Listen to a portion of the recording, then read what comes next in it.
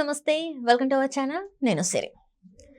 Recent టైమ్స్లో చూసుకుంటే CREDAI exhibition అయితే అక్కడ జరిగింది. క్రెడే ఎగ్జిబిషన్ జరిగిన తర్వాత అయితే రేవంత్ రెడ్డి గారు బిల్డర్స్ అసోసియేషన్ పీపుల్ని అయితే కలవడం జరిగింది. 7 months తర్వాత వాళ్ళనైతే రేవంత్ రెడ్డి గారితో ఒక మీటింగ్ అయితే జరిగింది. సో అసలు అక్కడ ఏం జరిగింది ఏంటి అంటే ఇక్కడ కొంతమంది బిల్డర్స్కి అయితే ఒక అనుమానం ఉంది, ఎక్కడ అసలు రేవంత్ రెడ్డి గారు ఎలాంటి అనౌన్స్మెంట్స్ ఇస్తారు, అసలు సిటీలో ఎక్కడ డెవలప్మెంట్స్ జరుగుతాయని.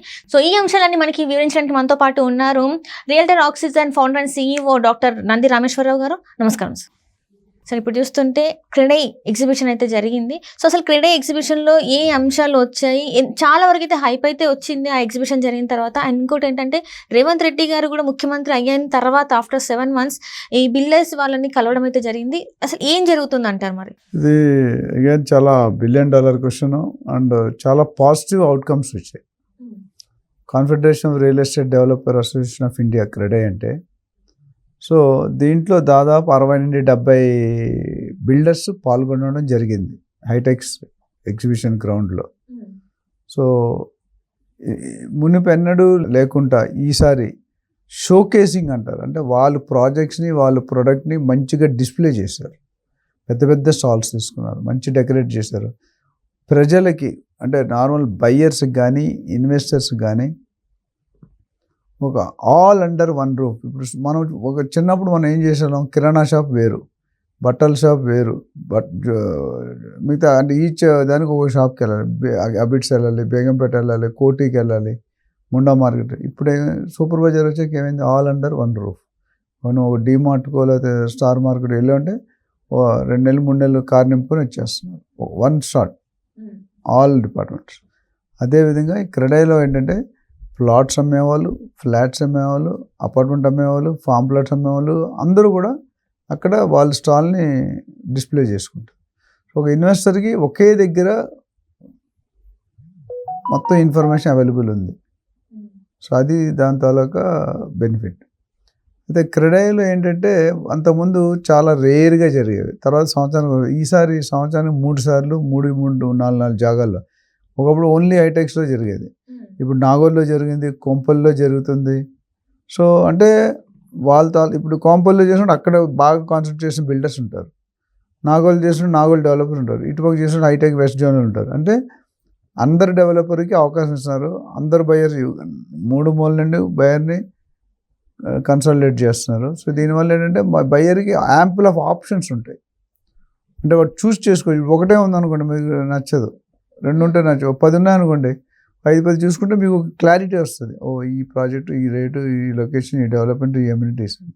అది క్రెడేలో నేను మన శేఖర్ రెడ్డి గారు నేషనల్ వైస్ ప్రెసిడెంట్ IGBC ఇందాక చెప్పుకున్నాం, ఇండియన్ గ్రీన్ బిల్డింగ్ కౌన్సిల్, ఆయన నేను కలిపి ప్రెస్లో మాట్లాడడం జరిగింది. తర్వాత క్రెడే ప్రెసిడెంట్ వైస్ ప్రెసిడెంట్ వాళ్ళు కూడా మాట్లాడారు. ఏంటంటే ఇంకొక మెసేజ్ ఇచ్చారు, రేవంత్ రెడ్డి గారు రావాల్సిన మీటింగ్, శ్రీధర్ బాబు గారు రేవంత్ రెడ్డి గారు రాలేకపోయారు. వాళ్ళు మెసేజ్ పంపించారు, 450 సంవత్సరాల ముందు ఈ హైదరాబాద్ ఎలా ఉండేది, ఇప్పుడు హైదరాబాద్ ఎలా ఉంది, నెక్స్ట్ 50 సంవత్సరాలు 10 సంవత్సరాలు హైదరాబాద్ ఎలా ఉండబోతుంది, పాస్ట్ ప్రజెంట్ ఫ్యూచర్ టెన్స్. దీని తర్వాత ఒక మెసేజ్ పంపించి ఒక వీడియో 5-10 minutes వీడియో పంపించారు. మేము కాన్ఫరెన్స్లో ఉన్నప్పుడు చూసాము. సో చాలా మంచిగా వర్ణించారు హైదరాబాద్ ఒకప్పుడు ఎలా ఉండేది, ఇప్పుడు ఎలా ఉంది, ఇప్పుడు మన ప్లాన్ ఏంటి. అందుకని 2050 మెగా తెలంగాణ స్టేట్ ప్లాన్ వేస్తున్నారు. సో దీంట్లో ఏమన్నారంటే బ్రాండ్ హైదరాబాద్. అంటే బ్రాండ్ అనేది ఇప్పుడు కొన్ని కంపెనీలు ఉన్నాయి, ఆ కంపెనీలు పెరిచి క్వశ్చన్ చేయరు క్వాలిటీ గురించి. బ్రిటానియా, టాటా, తనిష్క్, చాలా ఉన్నాయి, కోల్గేట్, అట్లా షాంపూలు కానీ సబ్బులు కానీ. సో ఆ కంపెనీ పెడితే మనం బాగుందా లేదా, బాగుంటుందా లేదా అని అడగ మనం. కొన్ని కంపెనీలు చెప్తే అది డౌట్, ఇది కొత్తగా వచ్చింటే నమ్మం మనం. అంటే ఒక బ్రాండ్ అనేది ఎస్టాబ్లిష్ చేసుకున్నారు. హైదరాబాద్ బ్రాండ్ అంటే మీరు ప్రపంచంలో ఎక్కడికి వెళ్ళినా మీకు డెఫినెట్గా హైదరాబాద్ బిర్యానీ అని అమెరికాలో కూడా మెనూలో ఉంటుంది. అవును సార్.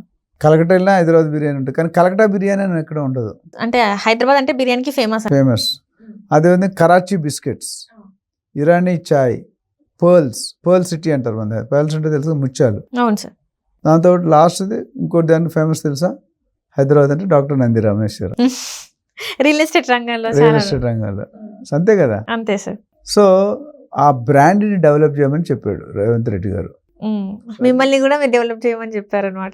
మమ్మల్ని ఇక అయిపోయింది ఫ్యాగెండ్లో చేస్తున్నాం మనకు తోచినంత మీ పేరు కూడా వచ్చిందంటే మరి గ్రేటే కదా. ఇంకేం వాళ్ళు చెప్పలేదు కానీ నేను అదే మీరు చెప్పాను. చెప్తున్నారు కదా, అంటే ఒక రకంగా కూడా అంటే ఇప్పుడు సానియా మిర్జా అంటే నీకేం గుర్తొస్తుంది? బ్యాడ్మింటన్ గుర్తొస్తుంది, అవునా? Viswanathan Anand, chess, Sachin Tendulkar, cricket, Nandi Nandi Rameswaram. రామేశ్వరం అంటే రియల్ ఎస్టేట్ గుర్తొస్తుంది. ఇంకేం కావాలి సార్, మీకు ఆల్రెడీ వచ్చేసింది. మనకి ఉన్న వీడియోలో 30 years కోర్ ఇండస్ట్రీ ఎక్స్పీరియన్స్ తో 600 వీడియోలు చేసిన మనిషి లేడు అనుకుంటా. ఆ ఘనత నాకే. ఎప్పుడైనా లెక్కలంటూ వస్తే రికార్డ్స్ ఎక్కాలంటే నా పేరు ముందంజలో ఉండవచ్చు. చాలా మంది ఉన్నారు, అది కోర్ ఇండస్ట్రీ ఎక్స్పీరియన్స్ తో మాట్లాడే వాళ్ళు లేరు, ఇది చెప్పొచ్చు. ఎందుకంటే నాకు రోజుకు యావరేజ్గా ఆల్ ఓవర్ వరల్డ్ 8 నుండి 10 న్యూ కాల్స్ వస్తాయి, అంటే కొత్త కాల్స్. సార్ నేను 2 కోట్లు పెట్టాలనుకుంటున్నాను, అమరావతిలో పెట్టాలి, హైదరాబాద్ పెట్టాలి, ఎక్కడ పెట్టాలి, ఎందుకు పెట్టాలి అనేది అడుగుతారు. అది ఒక పెద్ద subject. So NRIs middle east, Dubai, Australia, Singapore, Malaysia, California, London, అక్కడ నుండి కాల్స్ వస్తాయి. అంటే మన వీడియోలు అక్కడ దాకా వెళ్ళిపోయాయి. మొన్న ఒక ఆయన నార్త్ కెర్లిన్ అని ఒక ప్లేస్ ఉంది, ఆయన ఫోన్ చేశారు. చేసి నా వీడియోలు చేసిన తర్వాత నాతో వెళ్ళాలని చెప్పి ఒక ట్రాన్సాక్షన్ చేసుకున్నారు. 1 monthలో రిజిస్ట్రేషన్ కూడా అయిపోయింది. ఆయన చాలా మందికి రిఫరెన్స్ ఇచ్చి నా వీడియోలు ఫార్వర్డ్ చేస్తారు, వాళ్ళు కూడా కాల్ చేశారు, వాళ్ళు కూడా తీసుకున్నారు. అంటే ఈ పేరు అనేది ఎప్పుడైనా చెడ్డ పేరు తెచ్చుకోవడం చాలా ఈజీ. ఇప్పుడు నేను గట్టి కొట్టుకుంటే నాకు రేపు హెడ్లైన్స్ వచ్చేస్తాయి, ఫలానా గెస్ట్ స్పీకర్ ఈ అమ్మాయిని కొట్టాడు లేకపోతే ఈ అబ్బాయిని కొట్టాడని. అదే నాకు మంచి పేరు రావాలంటే ఎన్ని సంవత్సరాలు కష్టపడాలి? చెడ్డ పేరు రావాలంటే ఇలా వస్తుంది, మంచి పేరు సెకండ్ 1 second ఇస్ ఇనఫ్. మంచి పేరు రావాలంటే కలెక్టర్ ఇన్స్టిట్యూట్ ఆడెవడో తెలియదు, ఆడ హైలైట్ అయిపోయాడు. అంతకుముందు ఆడ పేరు తెలుసా మనకి, ఆ విక్టిమ్ ఎవరు నాకు తెలియదు, ఇప్పుడు హైలైట్ అయిపోయాడు. చేసింది ఏదో పని కానీ హైలైట్ అయిపోయాడు. సో అందుకనే brand building is very important to every person in this society. నీకంటూ ఒక ప్రత్యేక స్థానం ఉండాలి.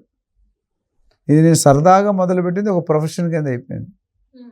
ఫస్ట్ ఒక ఛానల్లో, ఒక టీవీలో మాట్లాడాం, ఆ ఛానల్ని చూసి ఇంకో ఛానల్ పిలిచాడు, ఇంకో ఛానల్ పిలిచి మీ ఛానల్. ఈరోజు 25 ఛానల్స్లో మాట్లాడుతున్నాం. Top of the top, even NTV, ఈటీవీలో కూడా మాట్లాడుతున్నాం, విచ్ బిగ్ ప్లాట్ఫామ్స్. యూట్యూబ్లో అయితే మీకు తెలుసు ఆల్రెడీ చాలా వీడియోస్ ఉన్నాయన్న అవి. So what I'm saying is, Revanth Reddy గారు ఉద్దేశం అంటే హైదరాబాద్ ఒక ఉన్నతమైన స్థానం.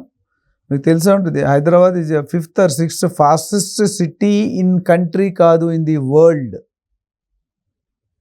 హైదరాబాద్ ఇండియాలోనే బోల్డ్ సిటీలు ఉన్నాయి.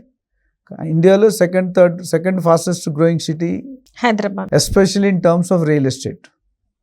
కానీ ఇంపార్టెంట్ పాయింట్ ఏంటంటే ఇప్పటికీ హైదరాబాద్ రేట్లు తక్కువ ఉన్నాయి, ఇంత పెరిగినా కూడా. మొత్తం ఇండియాలో పోలిస్తే Hyderabad real estate much cheaper, మొత్తం ఓవరాల్ కంట్రీలో. ఫారెన్ కంట్రీ ఎట్లా మనకు తక్కువ ఉంటుంది. ప్లస్ హైదరాబాద్ వచ్చిన వాళ్ళు ఎవరు వదిలి వెళ్ళరు. ఏ స్టేట్ నుంచి వచ్చినా, ఇక్కడ నుంచి ఇక్కడ రోజుకి కొన్ని 100 మంది వచ్చి కొత్త వాళ్ళు సెటిల్ అయిపోతున్నారు హైదరాబాద్. ఎందుకు? హైదరాబాద్ ఇన్ఫ్రాస్ట్రక్చర్ బాగుంటుంది, టెంపరేచర్ బాగుంటుంది, ఫుడ్ బాగుంటుంది, ఏ లాంగ్వేజ్ అయినా బతకవచ్చు, యూజర్ ఫ్రెండ్లీ ఉంటుంది.